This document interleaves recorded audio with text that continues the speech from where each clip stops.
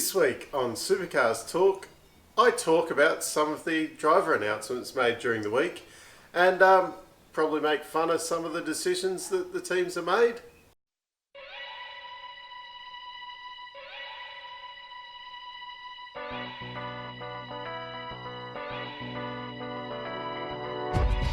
With the importance of the co-drivers in the Enduro Cup these days, we've actually seen quite a few co-drivers.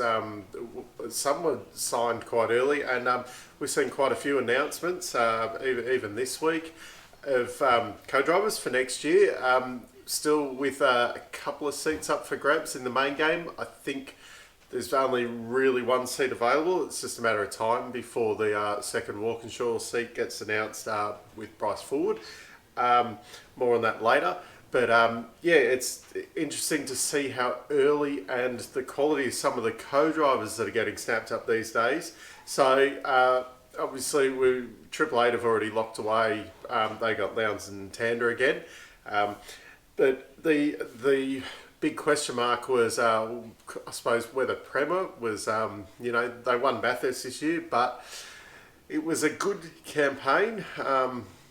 But yeah, when you're up against Lowndes and Tander, would he be kept? And the answer is no. Tim Slade's been signed alongside Scott McLaughlin for next year. Tony D'Alberto is going to be staying with Fabian Coulthard. Pretty good combo there. Tony does a pretty good job. About as good as what Fabian does, really. Tim Slade, I think that's a really good pickup. There's a lot of people, kind of been really on Tim's case this year. His year was a bit ordinary. The Brad Jones results all year were probably a bit ordinary. Funnily enough, he was the only one to get a podium for them all year. You could argue Nick Percat did a lot better job. I would also argue Nick Percat is a very underrated driver. He was probably a bit difficult in the first couple of years. Probably winning Bathurst when he did probably didn't help with his ego. Seems to be a lot better these days. And he's been... I think he's been doing a really good job, and that's probably a bit why Tim Slade hasn't looked quite as good. And I think Slade's probably been kind of out the door for quite a while. But if we go back to 2012, it would have been the first year before Car of the Future. Tim Slade was in that the satellite Stone Brothers car, the Rosenberg kind of third entry, and. Correct me if I'm wrong, that was the year that Triple Eight and Tickford, which whatever it was, Pro Drive or whatever back then, possibly even Ford Performance Racing, they've had quite a few name changes over the years. Tim Slade, Triple Eight and Pro Drive were the only ones to win a race all year, and I think Tim Slade was actually... I think they came 1, 2, 3, 4 in the championship between those two teams. I think Tim Slade actually came 5th in the championship in what was essentially the third Stone Brothers car. I think that's off the top of my head. So yeah, my Google brain is not quite as good as the real Google, but it doesn't do too bad a job. Anyway, so then obviously we know that Stone Brothers got bought out by Erebus. They did the Mercs, and they basically went from the top 10 to last overnight. And then his career never really recovered. He was stuck there for a couple of years. Went to Walkinshaw in the fourth car, or third or fourth car, whatever. They were on the downward slide, and it seemed it wasn't like the days when you had the Kelly Kmart cars as like the third and fourth HRT cars. It was, they were pretty ordinary most of the time, those, second string Walkinshaw cars there. And then he went to Brad Jones Racing. Basically, he took off, where Fabian kind of left. And, he had those couple of wins there at Winton, dominated that weekend. And, I mean, Brad Jones Racing's probably been on a little bit of a slide the last couple of years, and Tim's career has kind of been on a little bit of a slide with it. So it's one of those, it's hard to say driver or equipment, probably a bit more equipment. will be very interesting to see how he kind of lines up against, your Tanner and Lowndes in the Triple Eight cars next year. See how it goes against Alberto. I imagine he's going to be the quicker of the two co-drivers, and I think overall Prema did a good job, but I think Slade's going to do a much better job than Prema. So to all those people saying this is a bad decision, I don't think so. I think it's a very good one. So Tim Slade wasn't the only co-driver announced during the week. There's been a bit of a shift up at Erebus with the announcement that Luke Youlden had retired. And I said last week that Tim Slade was going to Erebus. That was a bit of a mistake. And probably should have seen a bit more. Why would he want to go to Erebus after what happened with the Mercedes? But anyway, time heals all wounds. Instead, we've had a bit of a shuffle. Will Brown, who's been co-driving with Anton the last couple of years, he's moving up. He's going to partner decade Dave Reynolds. That's going to be a very good pairing, I think. Will Brown probably should be in the main game. He's a good young kid. And the best of the Kostekis, Brody, he's going to be in with Anton, which is definitely a good pickup. The only thing is there's a bit of size difference between those two, but then if you look at the Coulthard and Tony D'Alberto, massive difference between those two, so I'm sure they'll work out with Brody and Anton. Put a bit of padding in there when Anton jumps in. What's also interesting with this lineup is that a lot of Penske and obviously Triple Eight, they've signed full-time drivers, whereas Erebus has gone, for got kind of Super 2 front runners.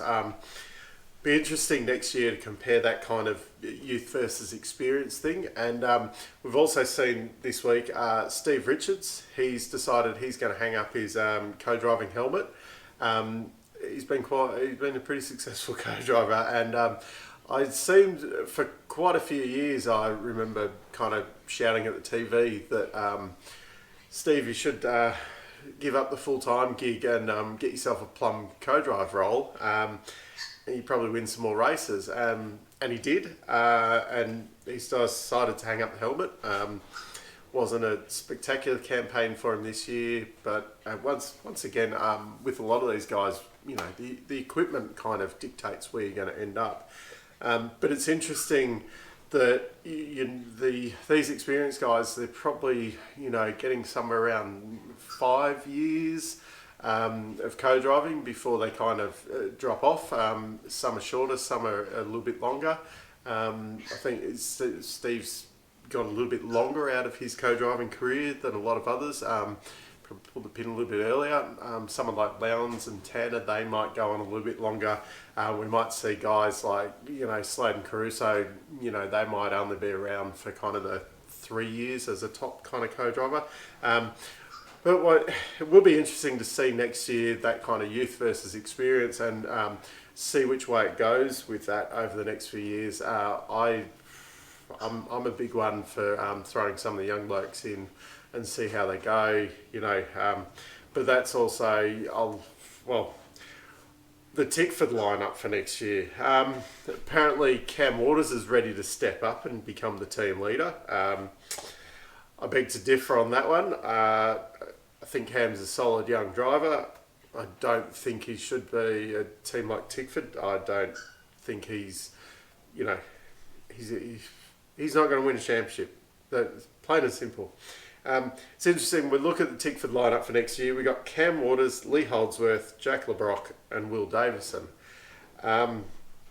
If we look just a few years ago, the 2015 lineup was Mark Winterbottom, champion that year. Chaz Mostert probably would have been champion other than the totalling of the car at Bathurst and totalling himself. So he had to sit out for for the rest of the year.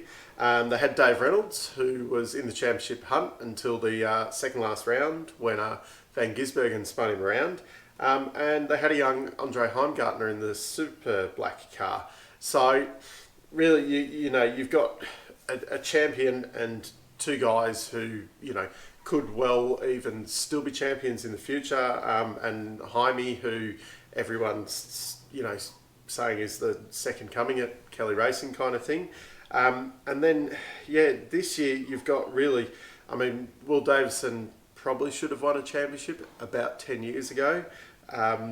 He's still a good steerer, but yeah, Cam Waters, he's all right. Never going to win championship though. Lee Holdsworth is at kind of Cam Waters level, you know, yeah. And Jack LeBrock, who the jury's still a little bit out on Jack. It's, you know, he hasn't had a teammate. He's been in the Techno car that's not been much good the last couple of years. Be interesting. He looked good in Super 2, but guys, you know, you had guys like Scott McLaughlin, Chaz Mostert, and that they were outstanding in Super 2. Jack LeBrock wasn't outstanding in Super 2. You know, for essentially what's the biggest team next year? I mean, we've got 2 with 4 cars, but, you know, Tickford, they're a big team. They've won the championship, they've won Bathurst, things like that. It's not a massively inspiring lineup, and I fully think, you know, I think they should have thrown Thomas Randall in. I'm not sure on the, you know, the financial kind of everyone's drive there and things like that. But if it was me, I would have thrown Thomas Randall in and, you know, seen what he had instead of, well, probably, unfortunately, Lee Holdsworth.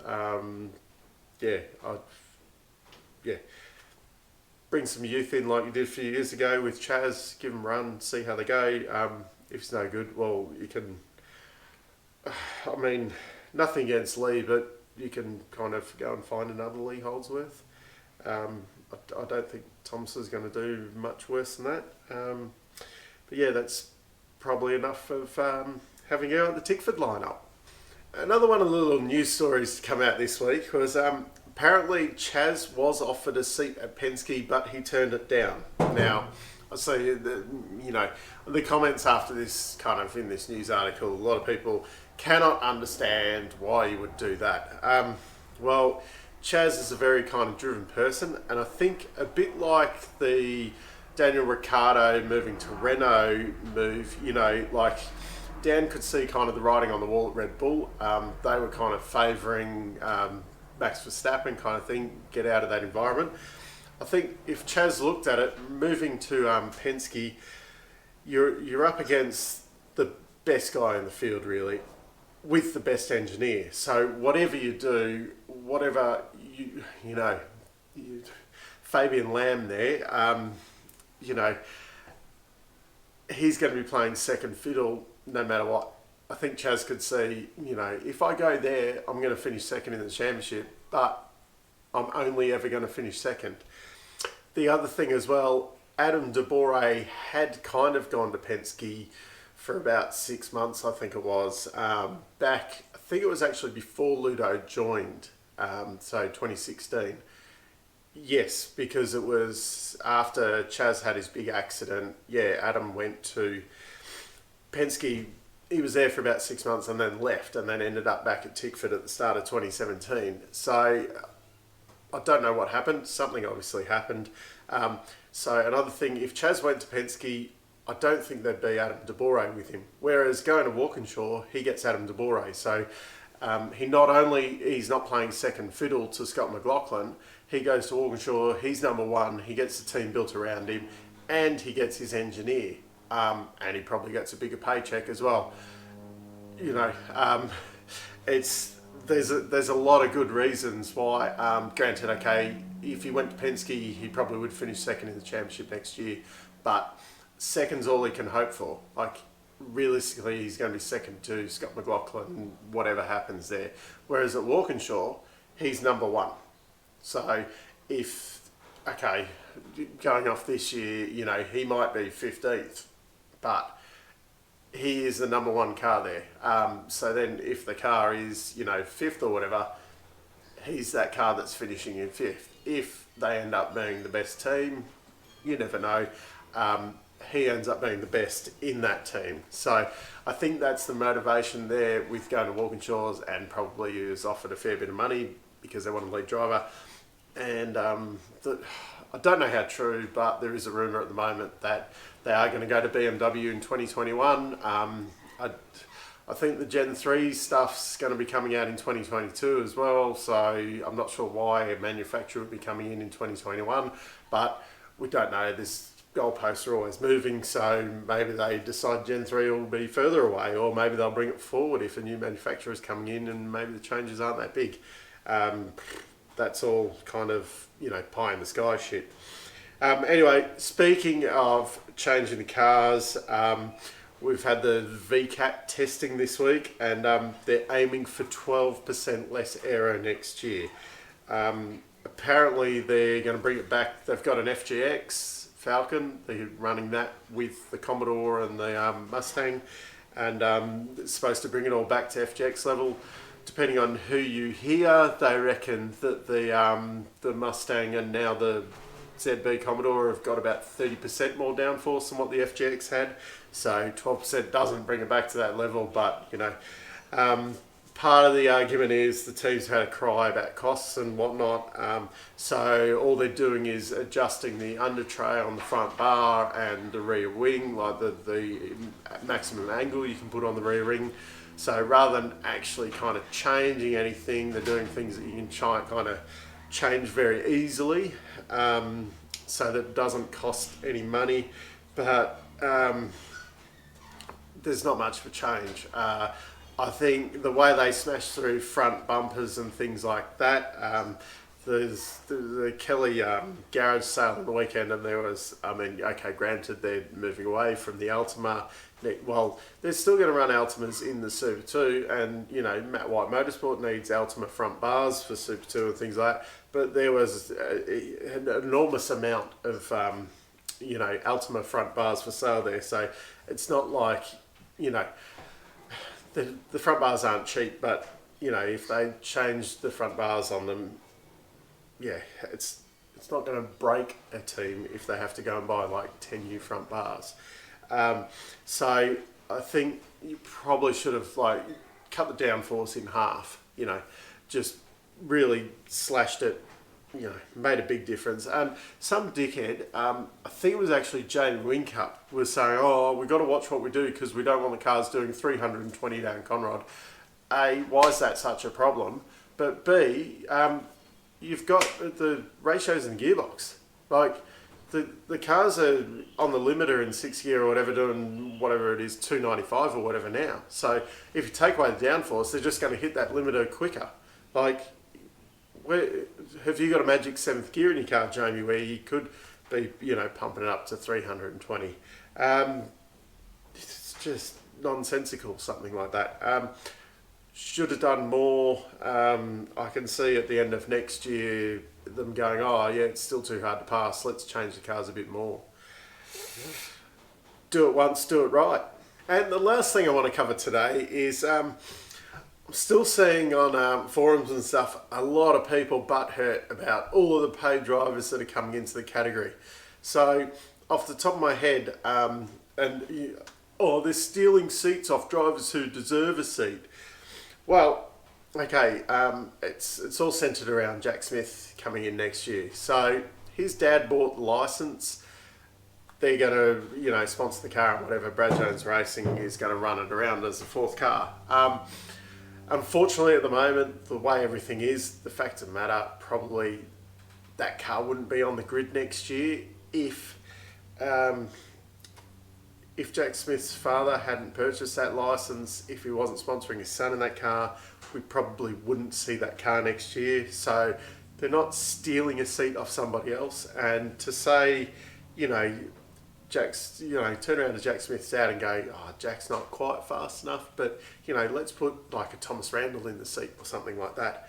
I think the whole idea of him buying that licence was so that his son could go and race that car. So I don't quite, there's probably actually less pay drivers in the field next year to what there was this year. If you look through, Simona's, and as I've covered, I don't classify someone like Simona as a pay driver, but a funded driver can't, there isn't the driver that's attached to the sponsorship deal. Like Richie Stanaway's not going to be in the field next year. Simona's not in the field, kind of thing. So it seems to be a little bit more that drivers are a little bit more signed on merit than how much money they're bringing, or what sponsorship package they're bringing. I'm not too sure. We've got Gary Jacobson in at Matt Stone Racing. It'd be interesting to see what sponsors are on that car. Although with the announcement and that, it had still the SS Signs sponsorship package from Townsville on the car. It was still essentially Todd Hazelwood's car from Townsville. So it'll be interesting. It'll be interesting to see who ends up in the second car there. Whether the second Sydney Techno car happens, who's driving, and what kind of finances are on that thing. It nearly seems like next year the field, there's less money dependent drives next year as what there was kind of this year. So anyway, people should stop getting the knickers in a twist and probably looking at the facts a bit more before they start making comments about, there's too many pay drivers stealing seats off drivers who are deserving of seats. Because unfortunately, sometimes if someone comes along with a big check, you're not going to say no, are you? So that wraps up the episode for this week. The news keeps coming. It hasn't quite stopped yet. So no features to be had yet. We'll see what happens next week. So until then, I'll see you later. Put away your inhibitions. Let the beast in you just get loose. We all young, wild, and